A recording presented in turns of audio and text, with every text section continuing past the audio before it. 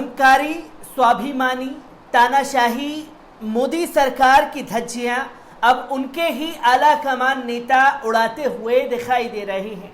बांग्लादेश में हुई घटना को लेकर के मोदी सरकार की चुप्पी पर सवाल खड़े कर दिए हैं भारतीय जनता पार्टी के सांसद, राज्यसभा सांसद सुब्रमण्यम स्वामी ने।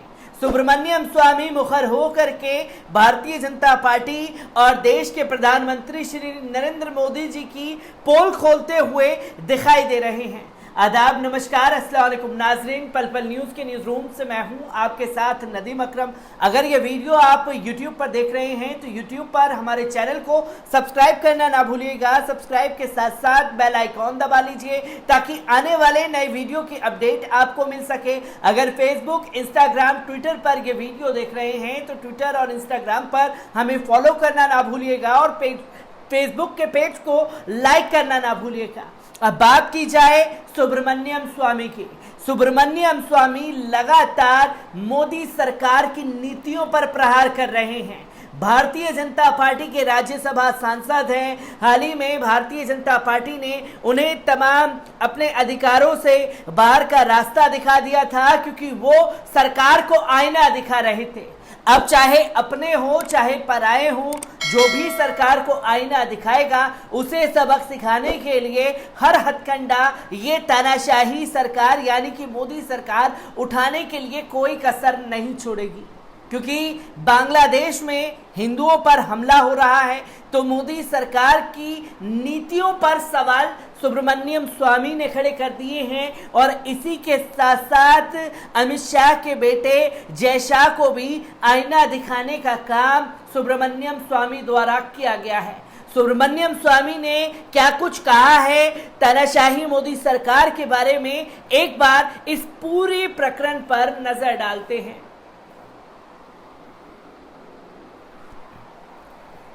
बांग्लादेश में हिंदुओं पर हो रहे अत्याचार को लेकर भारत में गजब की चुप्पी है।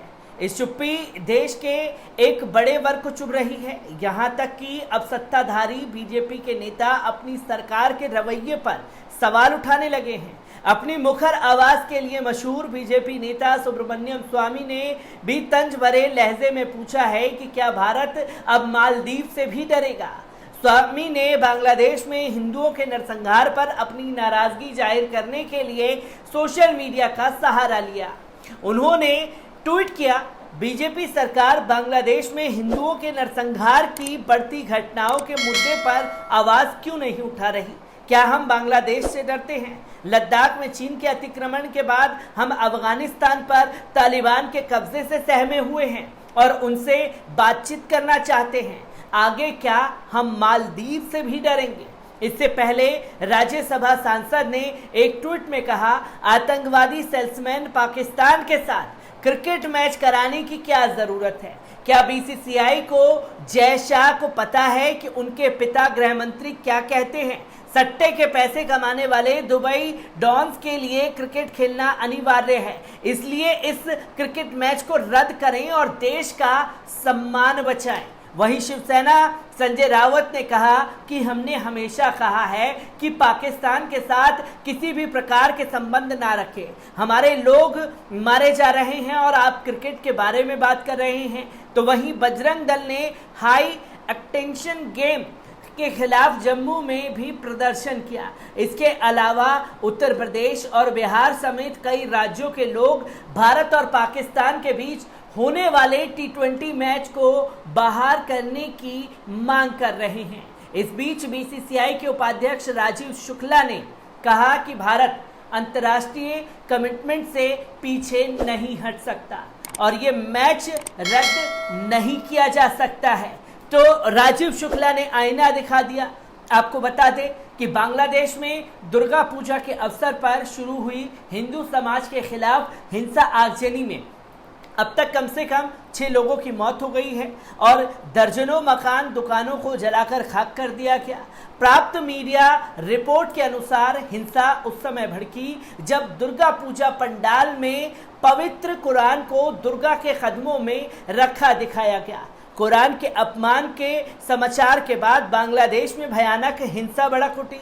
जमियात इस्लामी नामक संगठन ने विरोध शुरू कर दिया। ये सांप्रदायिक हिंसा तकरीबन 2 दर्जन जिलों में फैल गई। बांग्लादेश में हुई हिंसा के बाद पहली बार बांग्लादेश की सरकार की ओर से भारत को सख्त हिदायत दी गई। ये पहला मौका था जब बांग्लादेश की सरकार ने भारत सरकार को बहुत ही तीखे तेवरों के साथ डांट लगाते हुए कहा कि भारत में होने वाली अल्पसंख्यकों के खिलाफ घटनाओं हिंसा का असर हमारे देश में पड़ता है। बांग्लादेश की प्रधानमंत्री शेख हसीना वाजिद ने कहा कि हमने बाबरी मस्जिद के विध्वंस के समय क्या हुआ था देखा है। भारत सरकार को अपने देश में अल्पसंख्यकों के खिलाफ होने वाले अत्याचारों को रोकना चाहिए।